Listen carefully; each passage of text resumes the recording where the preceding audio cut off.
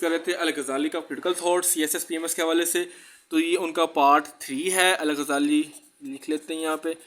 تو یہ پارٹ 3 ہے. اس میں ہم ڈسکس کریں گے ایز اے مجدد آف مسلم ریشنلسٹک رینیسانس. ٹھیک ہے, ایڈنگ ٹو ایز اے مجدد آف مسلم ریشنلسٹک رینیسانس. ٹھیک ہے, اس کو دیکھیں گے کس طرح یہ مجدد تھے مسلم ریشنلسٹک رینیسانس کے, مطلب مسلم رینیسانس کے اندر نا, مسلم کی ڈیولپمنٹ کے لیے اور ان کے حوالے سے نا. تو اس میں بیسیکلی ہم جو ہے تین چیزیں ڈسکس کریں گے. ایک ہمارے پاس ہوگا ریشنیل, کہ ان کے آرگومنٹ دیکھیں گے, کیا انہوں نے ریشنیل دیا, لاجک دیا. پھر ہم دیکھیں گے ان کا دا انکوہیرنس of philosophers, the انکوہیرنس of philosophers کے انکوہیرنس کے بارے میں بتایا کہ مسلم جو فلاسفر ہیں انہوں نے مطلب فلاسفی کو یوز کر کے فلاسفر کو ہی بیوقوف بنا دیا. مطلب ان کو بتایا کہ تم جو فلاسفرز ہو, تمہاری جو فلاسفیز ہیں وہ اس میں کوہیرنس ہی نہیں ہے. تو انہوں نے بتایا کہ تمہاری خود فلاسفی کے اندر کوہیرنس نہیں ہے, تو پھر آپ ہمارے اسلام کو کس طرح وہ نگیٹ کر سکتے ہیں. تو انہوں نے ان کی انکوہیرنس کو ایکسپلین کیا, اور اس کے بعد پھر ہم دیکھیں گے ان کا امپیکٹ کیا ہوا, وہ ہم اس کو انڈرسٹینڈ کریں گے. تو اس میں بیسیکلی یہ تین چیزیں جو ہیں ہم دیکھیں گے. اب ہم آتے ہیں باری باری کر کے ان کے اوپر. پہلے آتے ہیں ریشنیل کے اوپر. اب اگر ریشنیل کی بات کی جائے تو مجدد الف ثانی, مطلب مجدد جو ہے الف ثانی تو وہ دوسرے ہیں. یہ جو الغزالی ہیں ایز اے مجدد, انہوں نے مطلب اسلامک تھاٹ کو ریوائیو کرنے میں اور ریفارم کرنے میں ایک پیوٹل رول پلے کیا, مطلب امپورٹنٹ رول پلے کیا. ریوائیونگ اور ریفارمنگ, مطلب اس ٹائم پہ کیونکہ وہ پتہ ہے کہ فلاسفی اتنی تھی, لوگ اتنے انسپائر تھے گریک فلاسفی سے, تو وہ اسلامک کی جو ریولیوشن ہے, جو کہ آپ کہہ لیں بلیفس ہیں, وہ کافی زیادہ جو تھے وہ ڈسٹرب ہو رہے تھے. تو اس حساب سے انہوں نے ان کو ریوائیو کیا. انہوں نے اس ٹائم کے جو پریویلنگ فلاسفیکل اور تھیولوجیکل اسکول تھے اس ایرا کے ان کو چیلنج کیا. ٹھیک ہے, ہی چیلنجڈ دا پریویلنگ فلاسفیز. ٹھیک ہے, اس ٹائم جو فلاسفیکل تھیوریز پریویل کر رہے تھے, یا ٹھیک ہے جو اس وقت مشہور تھے, جو کہ فلاسفی جو کہ ارسطوٹل سے انفلوئنس تھی. جو فلاسفی کو بتایا کہ ارسطوٹل, ٹھیک ہے, ارسطوٹلین یا ارسطوٹل کہہ لیں, ارسطوٹلین ٹریڈیشن سے جو ہیں وہ انفلوئنس تھے. تو یہ لائٹ بند ہو رہی ہے. تو ان سے جو فلاسفی جو چل رہی تھی ان کو انہوں نے چیلنج کیا. تو سو یو کین امیجن کہ کتنی زیادہ یہ بڑے مفکر تھے, کتنا زیادہ ان کے یہ بڑے فلاسفر تھے, کتنی زیادہ ان کے پاس نالج وزڈم تھا نا. تو اس ٹائم کے جو فلاسفی چل رہی تھی, تھیولوجیکل اسکول چل رہے تھے یا فلاسفیکل تھاٹس چل رہے تھے, ان کو انہوں نے چیلنج کیا. اور انہوں نے ریزن اور فیتھ ان کو ریکنسائل کیا. مینس کہ پہلے ریزن کو سپیریئر سمجھا جا رہا تھا کہ ریزن ہی ایوری تھنگ ہے, reason beyond have your faith, reason is Abu then faith, reason is superior to the faith. لیکن انہوں نے کہا نہیں, یہ جو فیتھ ہے وہ زیادہ امپورٹنٹ ہے. اسلام جو ریلیجن ہے اٹس اے فیتھ, تو آپ نے فیتھ کو امپورٹنس زیادہ دینی ہے, ٹھیک ہے, اور ریزن کو کم دینی ہے. تو انہوں نے بیسیکلی فیتھ کی جو امپورٹنس تھی جو کہ ریموو ہو گئی تھی, اس کو ریوائیو کیا, اس کو ری اسٹیبلش کیا. تو انہوں نے ان دونوں کے درمیان جو ہے ریکنسائل کیا, مین کے ایک بیلنس کریٹ کیا نا. ٹھیک ہو گیا.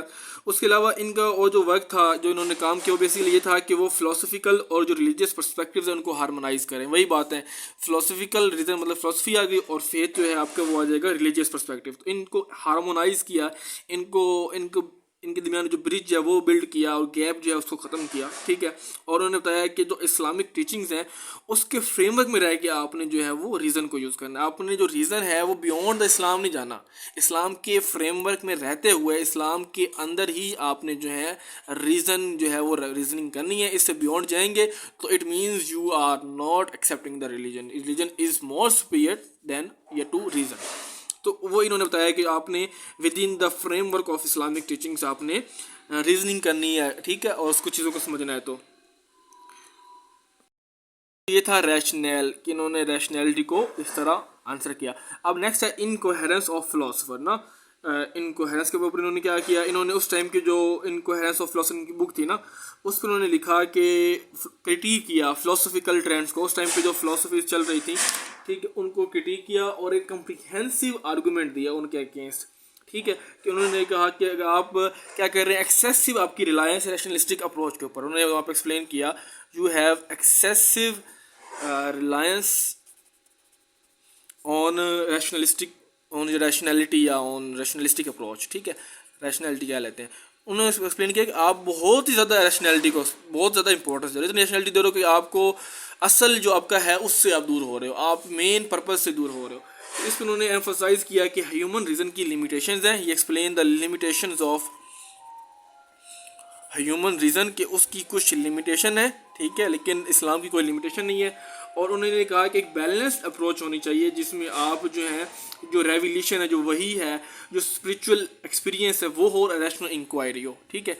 उन्होंने क्या कहा, एक बैलेंस अप्रोच का बात किया, उस बैलेंस में क्या है, उसकी में आपकी जो है रेवोल्यूशन हो, मतलब जो वही थी जो खुदा का पैगाम है वो रेवोल्यूशन जो है उसको आप समझें, उसके अलावा स्पिरिचुअल जो है आपको एक्सपीरियंस हो, स्पिरिचुअलिटी को भी देखें, और उसके बाद जो है आप रैशनल इंक्वायरी करें। ये तीनों चीज़ें जो है वो बैलेंस होनी चाहिए, ये ना हो कि एक चीज़ अबव हो और बाकी चीज़ों को आप निगलेक्ट कर दें। तो ये इसके ऊपर उन्होंने डिस्कस किया इनकोहेरेंस ऑफ द फिलोसफर्स में, और उन्होंने उस टाइम की जो अरिस्टोटलियन जो वर्ल्ड व्यू था उसको चैलेंज किया और एक्सपोज किया कि जो लॉजिकल और जो फिलोसफिकल इनकन्सिस्टेंसीज है उनको बताया।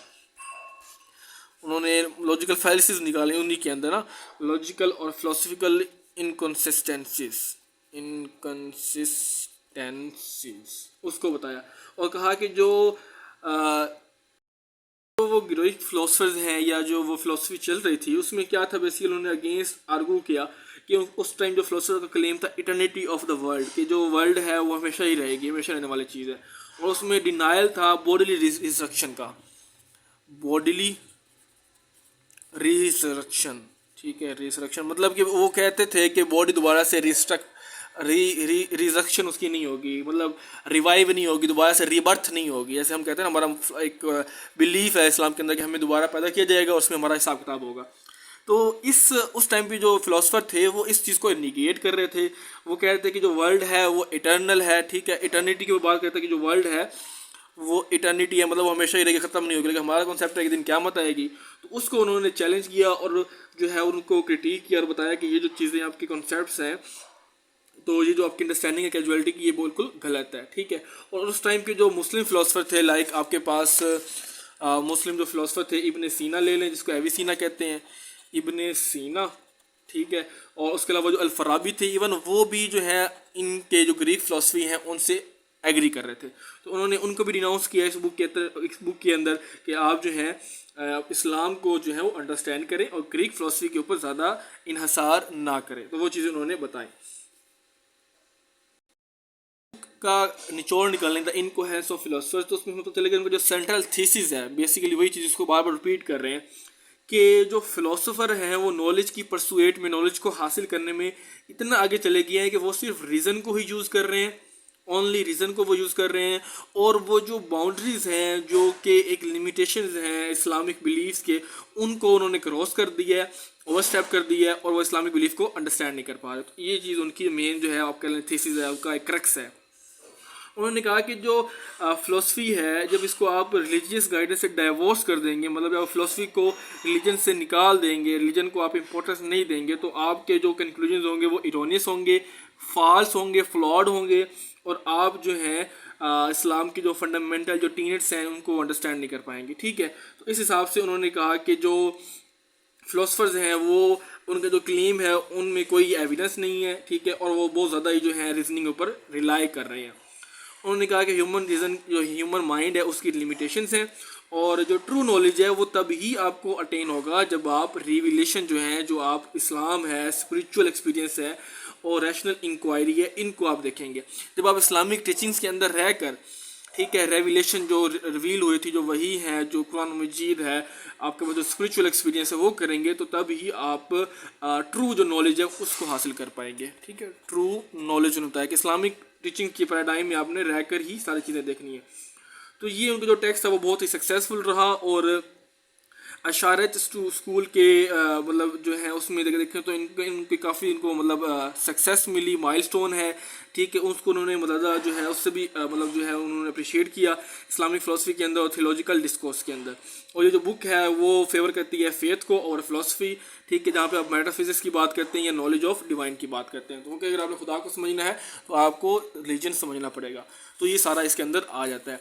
अब नेक्स्ट हमारे पास थर्ड है इम्पैक्ट। अब इसका इम्पैक्ट क्या हुआ, इम्पैक्ट ये हुआ कि अल-गज़ाली ने जो क्रिटिक किया रैशनलिज्म के ऊपर, ठीक है, इन्होंने क्रिटिक किया रैशनलिज्म के ऊपर, वो बहुत ही इन्फ्लुएंशियल था, ठीक है। इससे क्या हुआ कि एक तो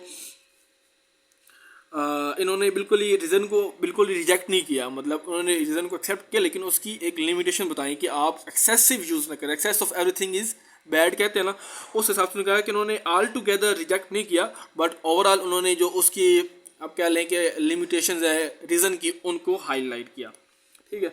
और उन्होंने ये कहा कि जो बाउंड्रीज है उनको रीडिफाइन किया जाए, ठीक है। रीज़न का जो प्रॉपर रोल है वो इस्लामिक थियोलॉजी के अंदर वो बताया जाए, ठीक है। अल-गज़ाली ने जो है वो अपनी लेगेसी छोड़ी, ठीक है, और उन्होंने जो एक्सेसिव रैशनलिज्म है उसको क्रिटिक किया और एफर्ट्स की कि एक होलिस्टिक और एक बैलेंस अंडरस्टैंडिंग हो नॉलेज की, क्योंकि उस टाइम नॉलेज बहुत ज़्यादा था फ़िलासफ़ी में ना, तो उन्होंने कहा कि इनकी एक होलिस्टिक और एक बैलेंस जो आपके पास अंडरस्टैंडिंग है वो होनी चाहिए, ठीक है।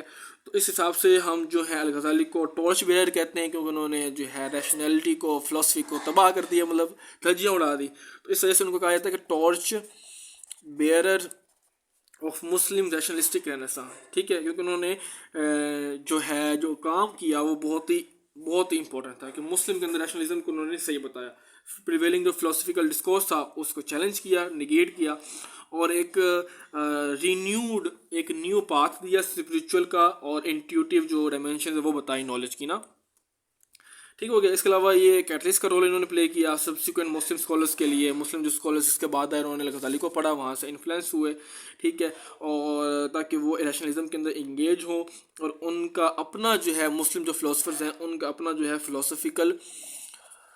फ़िलोसफिकल फ्रेमवर्क हो, ठीक है। और वो जो फ्रेमवर्क होगा वो बेसिकली किसमें होगा, इस्लामिक कॉन्टेक्स्ट के अंदर होगा। उन्होंने इस चीज़ को एक्सप्लेन किया कि आपने इस्लाम से बाहर नहीं निकलना। तो ये फ्रेंड्स था हमारे पास टॉपिक अल-गज़ाली एज अ मुजद्दिद ऑफ मुस्लिम रैशनलिस्टिक रेनेसां, जिसमें हमने इन चीज़ों को एक्सप्लेन किया, डिस्कस किया, ठीक है। नेक्स्ट वीडियो में हम देखेंगे जो अल-गज़ाली है उनका जो अमीर है उसका कॉन्सेप्ट देखेंगे। तो ये पार्ट 3 था, तो नेक्स्ट वीडियो का जो होगा वो पार्ट 4 होगा। तो अगर आपको वीडियो अच्छी लगी हो तो नेक्स्ट वीडियो में आ जाइएगा। Thank you.